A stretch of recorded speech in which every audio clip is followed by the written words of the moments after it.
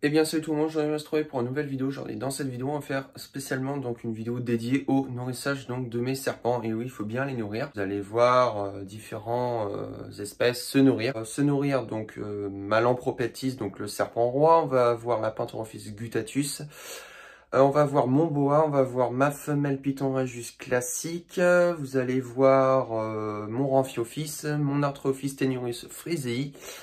Et vous allez voir mon Python Regius Spider, donc le mâle âgé de 5 ans. Aussi, donc là j'ai fait mon stock donc à la ferme tropicale parce que vu que c'est le confinement, c'est un peu compliqué. Donc j'ai voulu en prendre beaucoup plus que d'habitude. J'en ai eu à peu près pour une centaine d'euros de rongeurs, mais au moins je suis tranquille.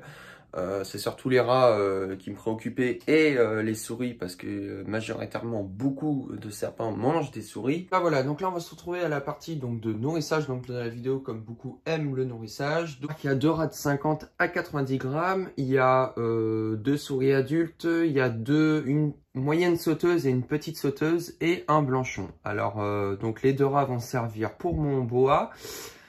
Pour ma femelle Regius classique, donc c'est du rat de 50 à 90 grammes. J'ai deux souris adultes, donc une qui ira à mon Spider, donc mon mâle âgé de 5 ans, un Python Regius Spider.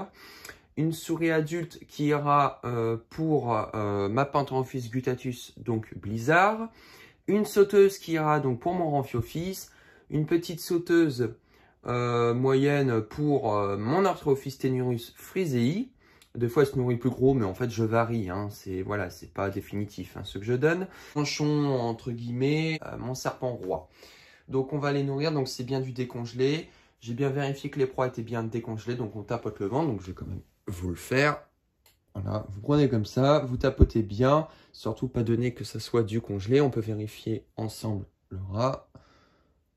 Donc là, on vérifie bien aussi. Alors oui, c'est pas très glamour non plus de faire ça, mais on est quand même obligé. Voilà, donc décongelez pas à la casserole à l'eau la plus chaude, faites l'eau la plus chaude de votre évier. Comme ça fait pas cuire votre rongeur. Donc en premier, on va les nourrir donc Lampropeltis. Là, on va les nourrir donc ma Lampropeltis guetulus de Californie. Donc là, vous pouvez la voir, elle est en pleine action. Ils ont tous l'habitude d'être nourris dans des boîtes, du moins les spécimens que là je mets donc dans les terras. Et vous inquiétez pas, ils vivent pas là-dedans, ils ont leur propre terra, ils viennent être mis il y a même pas une minute, voilà. Donc je l'ai fait avec des spécimens qui ont eu toujours l'habitude, qui stressent pas trop. Pour certains, vous voyez que ça dépend. Donc là, on va les présenter donc un petit blanchon. Hop, et là, normalement.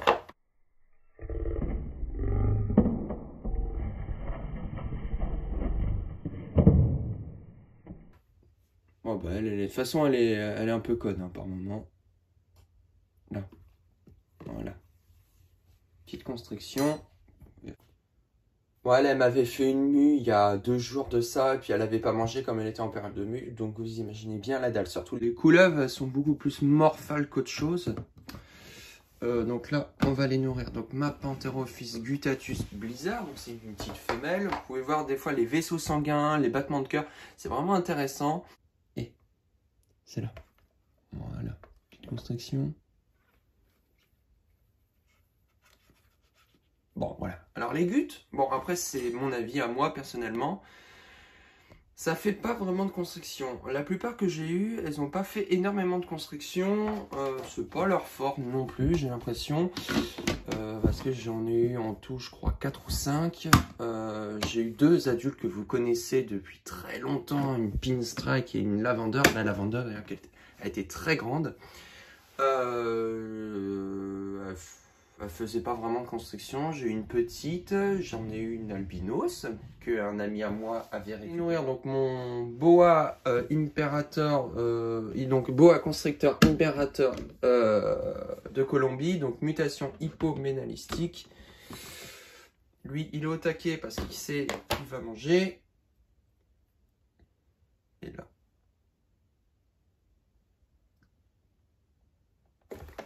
Parfait.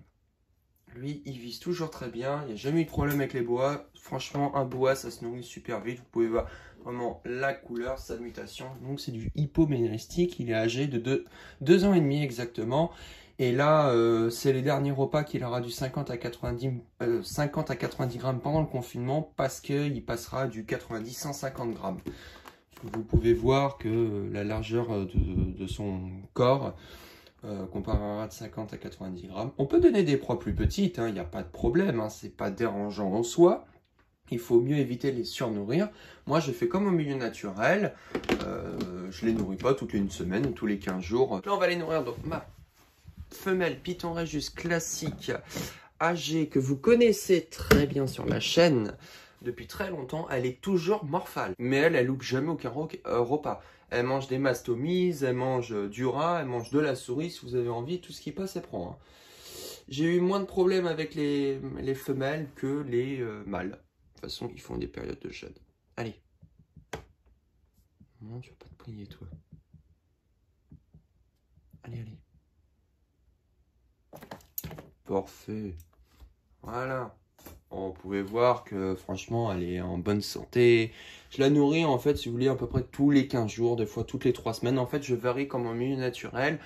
Parce qu'au milieu naturel, ils n'ont pas de la nourriture abondante comme on leur donne en captivité. Et d'ailleurs, je me suis aperçu que moi aussi, avant je faisais comme ça à l'époque. Je dis bien à l'époque parce que ça fait 5 ans que j'en ai. Je m'estime pas en tant que professionnel, éleveur ou scientifique, ou tout ce que vous avez envie d'ailleurs. C'est la vie de chacun. Mais juste, je me suis aperçu qu'au fur et à mesure, quand je donnais moins, ils acceptaient tous. Et effectivement, c'est vrai. Donc voilà, vous pouvez voir donc son terrain, du coup plutôt décoré, j'ai mis les décorations, donc je fais ce que j'ai dit. En fait maintenant je vais commencer à changer pratiquement des trucs blancs et au moins on peut voir s'il y a des acariens. Alors, le problème des décors, je sais même pas où tu n'es pas là, tu dois être dedans. Ok, je crois que tu es là. Donc on va lui donner alors lui une souris adulte. Alors hop. On va essayer de vous le faire sortir. J'aimerais bien qu'il sorte. Alors, d'habitude, c'est pas le bordel comme ça. Vous avez pu voir, donc j'ai enlevé sa cachette. Comme il y a plein de branches, plein de trucs, c'est pas facile. Donc, je vais essayer de vous le montrer. Non, là. Vous voyez que ça vise mal. Allez.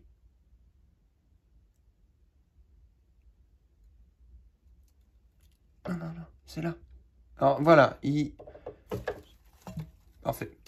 En fait, j'ai envie de rigoler parce que c'est ce que je vous parlais dans une vidéo donc des Python Régis principalement. Ils visent mal. En fait, bon là c'est un spider en plus, il a des petits... Mais il n'a pas eu de looping, lui, il n'a pas eu de ces problèmes-là. Mais écoutez, franchement, les Régis, dites-moi si vous avez des Régis, vous me dites s'ils ciblent bien. Parce qu'il y en a qui ciblent bien chez moi. Par exemple, ma femelle, il n'y a aucun problème. Mais alors, des fois, ils visent à côté. J'ai jamais vu un Régis ciblé. Et pourtant, c'est pas ce qui manque dans la nature. Franchement, c'est bondé encore en Régis. Mais je sais pas, ils visent à côté. Voilà.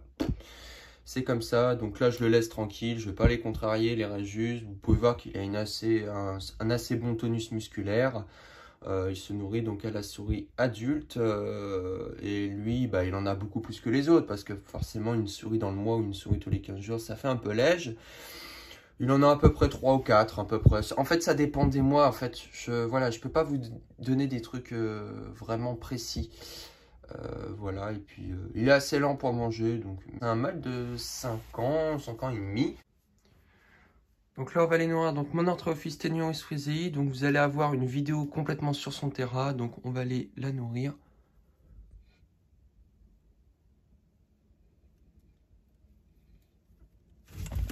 Merde. Ok, d'accord. Vous pouvez voir, voilà les petits décors.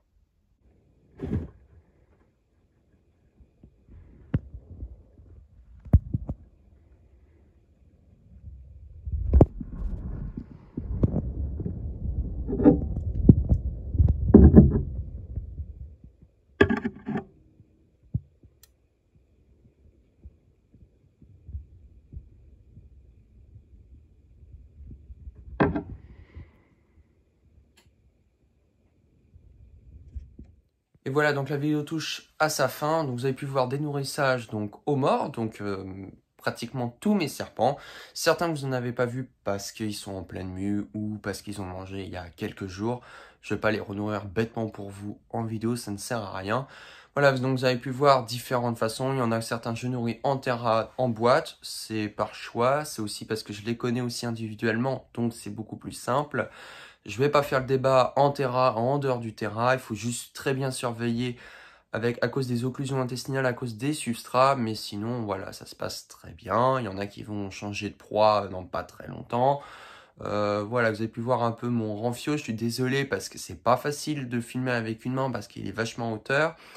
Pas de place pour mettre un trépied qui fait 40 mètres de haut. Donc voilà, donc c'est assez difficile. Lui, comme déjà, il est très craintif, donc il sort très peu.